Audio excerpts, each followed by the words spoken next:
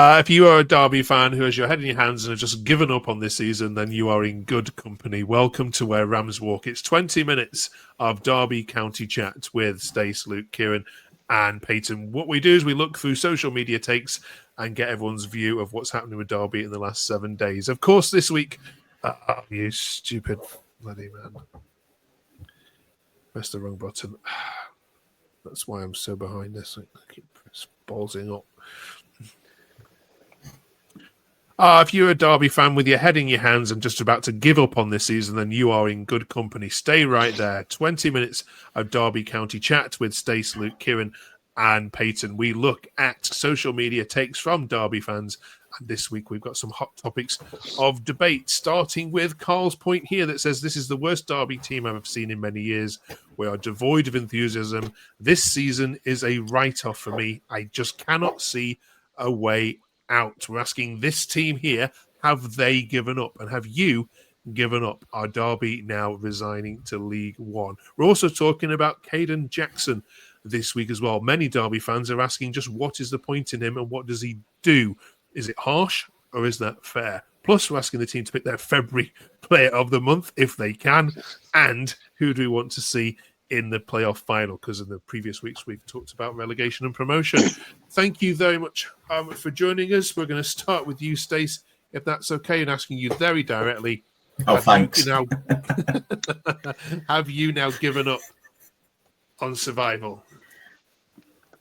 No, given up. I think it's going to be very difficult, but I haven't given up. I still believe, although I'm not quite sure where the next squad's coming from. Okay. Where does your belief come from then? Because I've not read a single Derby tweet this week that says we can still do this. I just think at some point we're going to have. We will win. The law of averages would suggest we'll get a victory at some point, and I think the sooner the better, and then we might go on a roll. The eternal optimist, Mark. I love it. Luke, have you given up yet? Absolutely not. I'm here for the long haul. I'm ready. I'm not giving up on this slot yet, even though pretty much nearly everyone else has. Nah, I think we can still do it.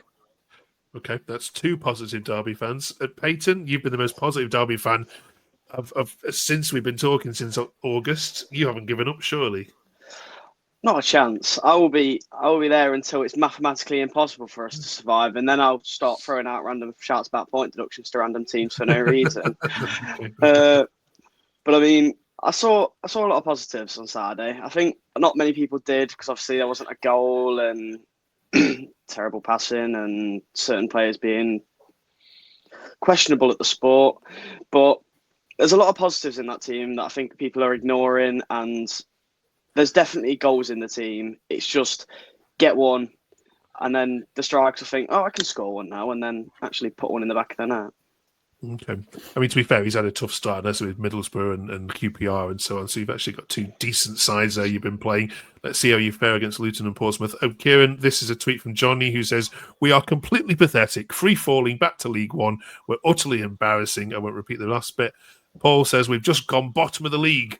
And John Eustace says he's proud of the attitude and desire. And you can guess the rest of that. Right, Kieran, are you proud of the attitude and desire of this Derby team? I don't think they've ever, how do I put in a performance where I've thought they're not showing their effort, they're not showing their commitment. I think it just comes down to quality and championship experience. And I think that it's just two key qualities that this team lacks.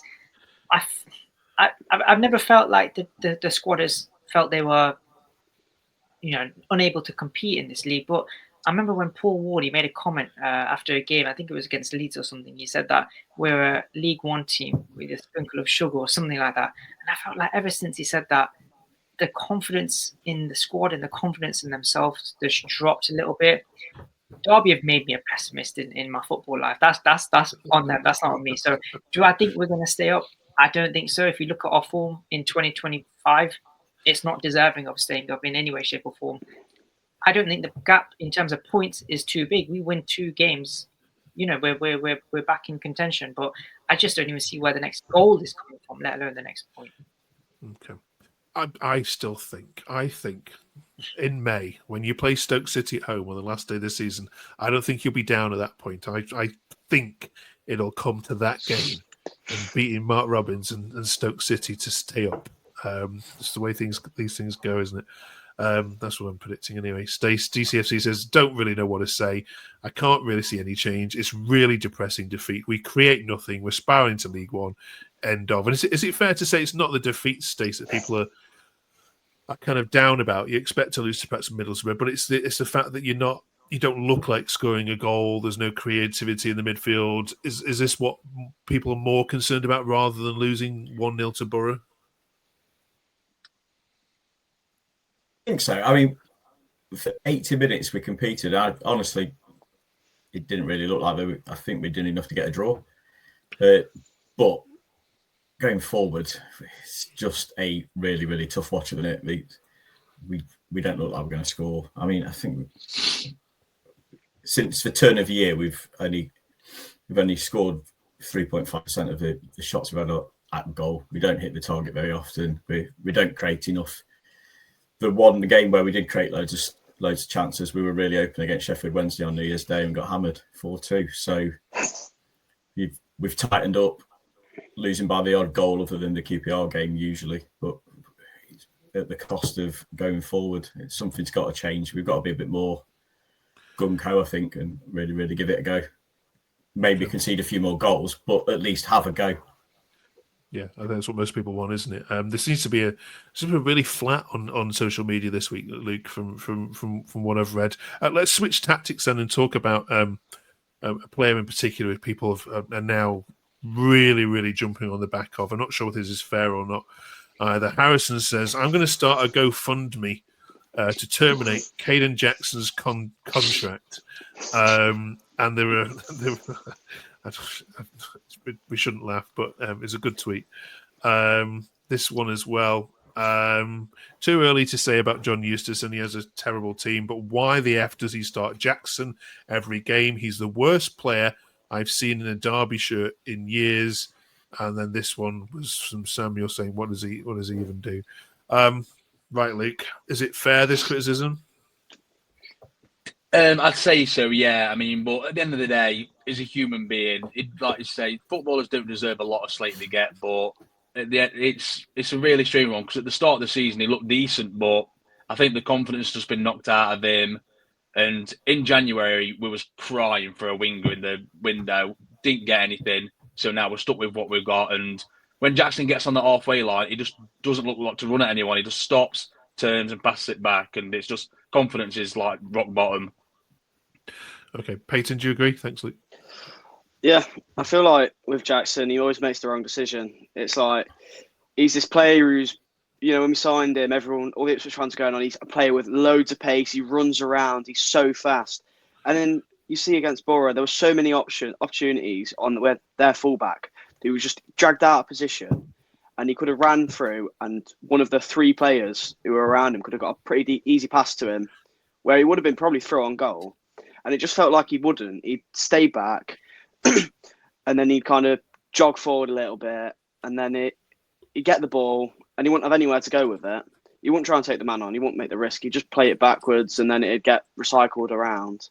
And then obviously the goal, like he gets the ball, loads of space, loads of time, could have done basically anything he wanted with it, and he decides that he's going to turn straight away and just kind of flap at it with his foot.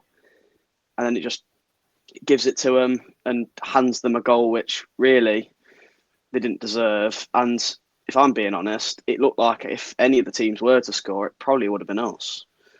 And it just, after that, it felt like desperation for us, and you're never going to score while desperate. So, okay. Cheers for that, both of you. Kieran, have you, since Eustace has been in charge, have you noticed any improvements?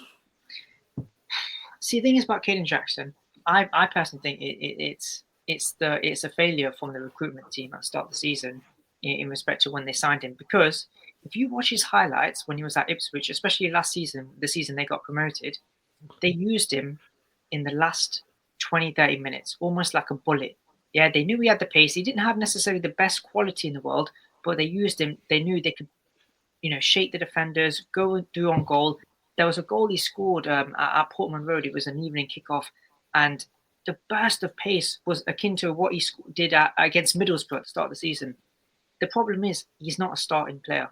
Yeah, he should not be starting any games because he just doesn't have that stamina and that ability. And that's what happens, 40, 50 minutes in, he's not taking on the defenders. We're not an incredibly creative side anyway. So I don't put the blame on him personally. I think if you utilize him as a super sub, he'll be fantastic growing up. But you put him as a starting player, he doesn't have the stamina, the quality to take it all game. So I don't blame him any way, shape, or form. Okay. Speaking about substitutions, some of the fan base days aren't happy at the way that Eustace is doing them at the moment. John says, I'd like to add, please can we stop the wholesale changes with our subs? Every time we do it, we concede. Introduce them strategically, but not 3 at once. Whilst our balance of play isn't brilliant, at least we've been holding out. Too many changes don't work. What's your reaction to that? Are they right?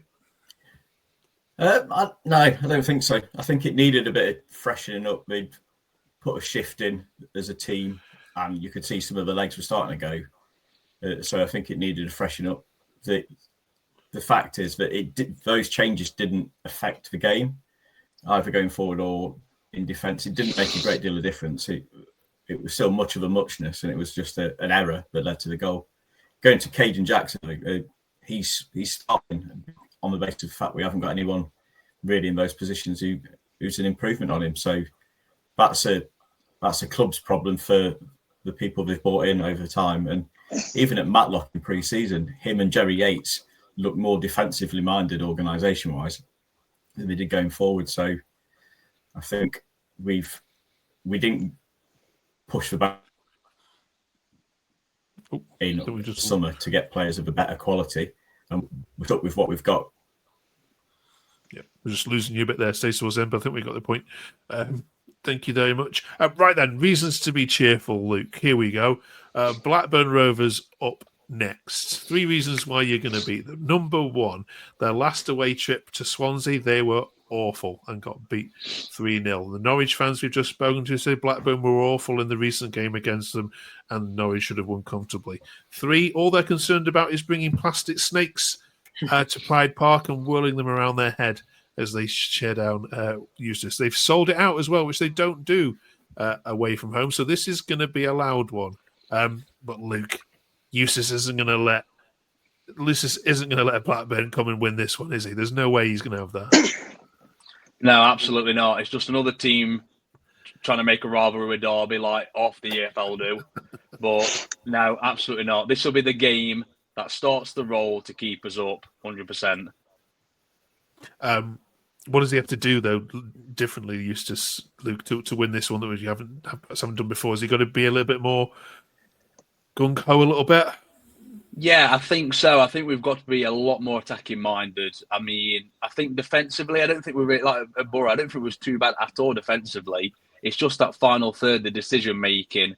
I think he has got to drop Jackson. I think he's got to try something new up front and just hope it works out because you can see it's there. It's just the tinkering needs to be done. Yeah. And what about the Rovers fans and their hatred for Eustace Peyton? Does it bear anything on this game at all? I mean, hopefully you'll be right behind you, man. Obviously, there's some kind of aspect of that, and I feel like it'll increase the toxicity, especially from their end in the stadium. But I feel like us as Derby fans are going to get behind the manager.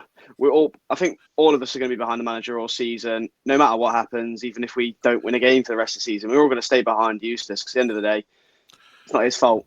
It's not his fault that we've got this squads and are in this position. Really, if he doesn't play good football and all that, different story. But it's all about the long term with him. And I feel like he's going to got to take a risk on Saturday. And hopefully the risk will be starting Kane Wilson. If he's not 100% fit, I don't really care, to be honest. Jackson's there to do what Kieran was saying, be that super sub player. So get Kane Wilson on. He's a creative player. He beats his man. He's done it so much in the Championship for us. And we've missed him so much in the month that we've not had him. And we need him back. And hopefully with that and with the fans behind the team, Lars Jorgensen will score and then 4 or 5 more will go in hopefully, and we'll all be. Right. Well, I'll be delighted to have that personally, so we can sit here next week and talk about something other than the misery of Derby County. In the reverse fixture, Kieran, it was the opening game of the season, of course. This was the Paul Warne side that went to Ewood Park and actually put in a good shift, I thought. I watched that game because it was on a Friday night, wasn't it, before the rest of the season started. And I didn't think you did too bad at all. But when you look at that side now, would you rather you had that side available for Saturday or not? I'd rather have David Oza in the squad. I think he's quality, but I think maybe it'll be a little bit different. We'll have that home crowd behind us, and maybe being the 12th man, that can often be the signifier. I think also the maybe there's a bit of. I'm hoping John Eustace can use his knowledge of that previous side, and hopefully push forward. Curtis Nelson is a fantastic centre back. I think he's championship quality, and he's a big miss. So I wouldn't mind him back into the squad, but fingers crossed we'll be fine. Okay, all right. Join us then next week, as of course we'll look back on that Blackburn game. Before we let you go, though, we're picking our February Player of the Month. I'm saying this a bit tongue in cheek, because if you can find one, that'd be great. So with some speed, if that's okay, one name from each of you who deserves a shout out this month. Kieran, let's start with you. The away fans. Peyton. Matt Clark. Okay. Matt Clark. Stace. Langas for me. Sure. Luke. Yeah, I'd say Langas as well. All right. Good stuff. And let us know in the comments who they've missed. And finally, this week, last week we asked the Derby fans, of course, to tell us the 3 fan bases they want to get rid of from relegation purposes. This week we've been a bit kinder and putting 2 teams into the playoff final that we think we like, and we would deservedly sit back in May and watch them battle it out at Wembley. So EFL have announced 24th of May is when the playoff final will be. So which 2 teams on here, Stace, wouldn't you mind seeing do battle to go up to the Prem? I think it's going to be. I think Coventry have got the momentum, haven't they? So I think they're in with a good shout, and I think they'd be. Yeah. Which 2 teams would you like to see? Coventry might nick it, but if not, I'd like to see QPR get there. Okay. I'd like to see QPR get there and then lose in the last minute. That would be quite nice. How mean! You're still sour on Zamora, aren't you? Right, Luke. Which 2 teams would you like to see there? Yeah, I mean, the boring answer is going to be Sunderland-Burnley, isn't it? But I'd really like to see a Sunderland-Coventry final. I think that might be an absolute cracker, because both those sides play really good football. And I reckon Coventry might just bip it. Okay. Kieran? I've got a soft spot for Frank Lampard, so I think Coventry. I wouldn't mind Coventry. Coventry-Sunderland would be a quality game, but I do think Burnley might just pip it to the final. Okay. Peyton? Yeah, I think I'd agree with the Coventry. I like Coventry. Obviously I went there. It was quite nice, and they've got good form, good manager. Not good enough for the Premier League though, so that'd be interesting to see if they do go up. And then obviously I think Sunderland, they've really deserved where they've been this season, and I want them in the autos really. But if they can't be in the autos, I'd want them to win the playoffs and get up to the Premier League. There we have it. Derby fans want Coventry Sunderland to playoff final, right? Let us know in the comments if you disagree with that. And good luck against Blackburn this Saturday. Fingers crossed. So we'll be chatting about 3 points next week. We'll see you guys then. Thank you. If you haven't yet subscribed, please do so. That'd be massive for us. And do drop us a like as well. 20 minutes of Derby chat every single week. Thanks for joining us. We'll see you in 7 days.